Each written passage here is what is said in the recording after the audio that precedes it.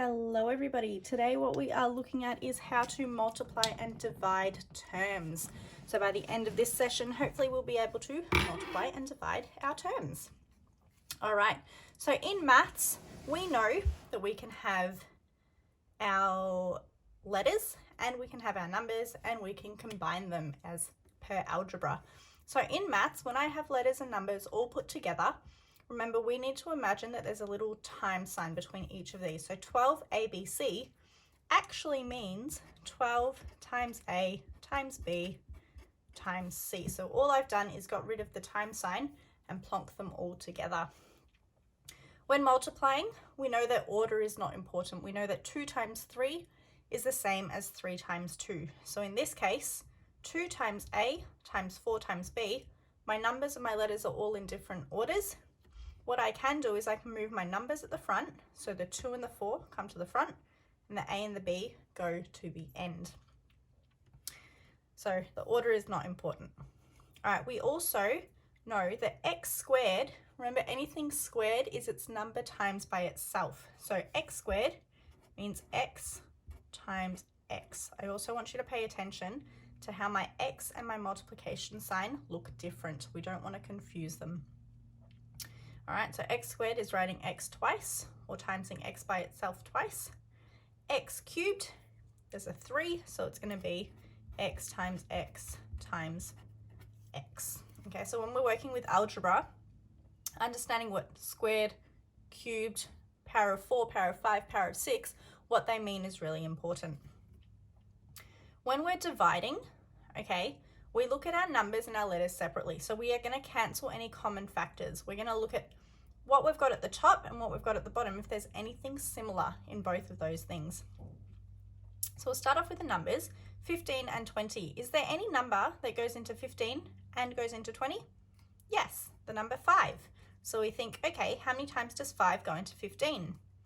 5 goes into 15 3 times. Okay, and then we do the same to the bottom.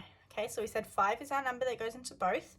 So now how many times does 5 go into 20? 5 goes into 20 4 times. So 15 over 20, if we go back to our fractions unit, it's the same as 3 over 4. I now look at my letters. Do I have anything similar on the top and on the bottom? I have an X on the top, no X at the bottom. I have a Y at the top, ooh, I have a Y at the bottom. So what we can do is they can cancel each other out. My last letter is Z, is just at the bottom. So once I've cancelled it out like this, I like to just write it nicely again. So whatever I've got left over. So at the top, or my numerator, I've got a 3 and an X left over. So I'm going to go 3X. And then my bottom, I've got 4Z left over. So what we have done is we have simplified, all right, our expression that we've been given by looking at what's the same at the top and the same at the bottom. We can cancel them out. All right. In terms of building our understanding, to go over what all of this stuff means at the top, okay, when I've got lots of multiplication symbols in between, their numbers and their letters, remember I can join them together. So I'm going to write my number first. How many A's do I have? I've got 1, so I'm just going to write 1. B's, how many B's do I have? I've got 1, 2, so it's B squared, because B times B is B squared. This one over here, I'm going to look first, do I have any numbers? Nope. All right, we're going to start off with our letter A.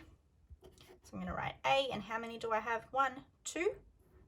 So I'm going to do A squared, and then we're going to do our B. How many B's do I have? 1, 2, 3. So that's going to be B cubed. All right, now we're going to expand this. So A to the power of 4 means A times A times A times A. We've times it 1, 2, 3, 4 times. And then B squared, so we're timesing B twice. Okay, so we need to be able to swap those with each other. We need to know what they mean. All right, we're now looking at multiplying and dividing our terms. So when we are multiplying terms together, what we are doing is we are looking at our numbers first, okay? In this, we don't have to look for like terms. We can combine everything together. So I'm going to combine my numbers first. 7 times 2 times 3. Okay, so we know that 7 times 2 is 14. And then 14 times 3, I can do my working out up here. 14 times 3, 3 times 4 is 12. 3 times 1 is 3, plus 1 is 4, so that is 42. So for my numbers, I'm going to have a 42 at the front. Okay, I've got an A. Do I have any more A's? Nope. I've got a B. Do I have any more B's? Nope. I've got a C. Do I have any more C's? Nope. D. Do I have any more D's? Nope. So this simplified, all right, is written like this. Okay, our next one. So the first thing that we do is we do our numbers. 3 times 5. 3 times 5 is 15. Okay, now I do my letters. I've got an X.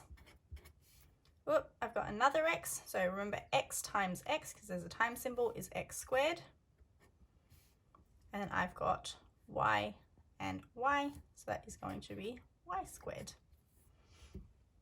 Okay, so I'm simplifying. I'm collecting my terms that are the same. Okay, so multiplying, you're multiplying the numbers together and then combining your letters together. Okay, when we are dividing, we're doing what we did up here. So first things first, so we're going to see what's similar between our top and our bottom. So we start off with the numbers, 10 and 15. Are there any numbers that go into 10 and into 15? Yep, the number 5. Okay, so we're going to think the number 5. How many times does it go into 10? It goes into 10 twice. How many times does 5 go into 15? 5, 10, 15. It goes in 3 times. Now I'm going to look at my letters. I've got an A on the top, but no A at the bottom, so that's going to stay. I've got a B at the top and a B at the bottom, which means they can cancel each other out. And a C, C is a lone wolf, it's all by itself, so we're going to leave it be. And then we are going to write down what we're left with. So at the top, we're left with 2A, and at the bottom, we're left with 3C. Now, I like writing in a different color than what I've written my initial question in, just because it's easier to see what's been cancelled out. Let's try another one. So here, I've got a 10 and a 12. Now, is there any number that goes into 10 and 12? Yep, the number 2. How many times does 2 go into 10? 2 goes into 10 5 times. 2 goes into 12 6 times.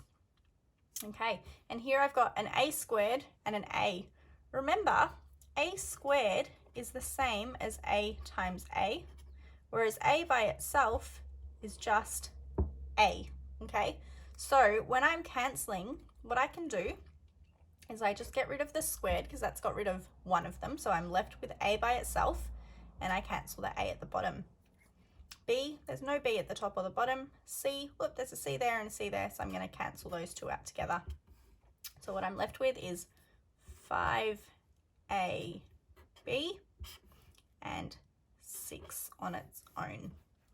Okay, so it's really important to make sure that we are cancelling in terms of what we've got at the top and what we've got at the bottom. All right, let's try this one over here.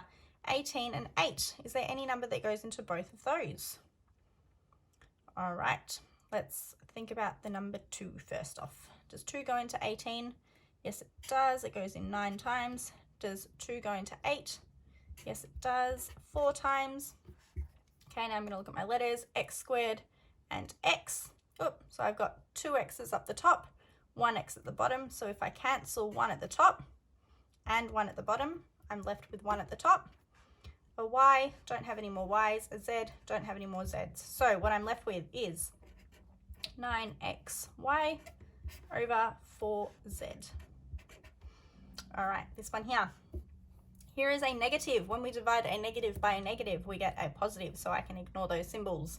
15 and 20. So I'm going to cancel and cancel. 15 and 20, what numbers go into both of those? We know that 5 goes into them. So 5 goes into 15 3 times, 5 goes into 20 4 times. Again, with the X's, I've got 1 at the top and I've got 2 at the bottom because that's an X squared. So I can get rid of 1 from the bottom, 1 from the top, and I'm left with a 3 over 4x. All right, just as a side note, if we have something like, I'm going to write it over here just in a separate box. If I've got something like x5 over 3x, and I want to simplify that, okay?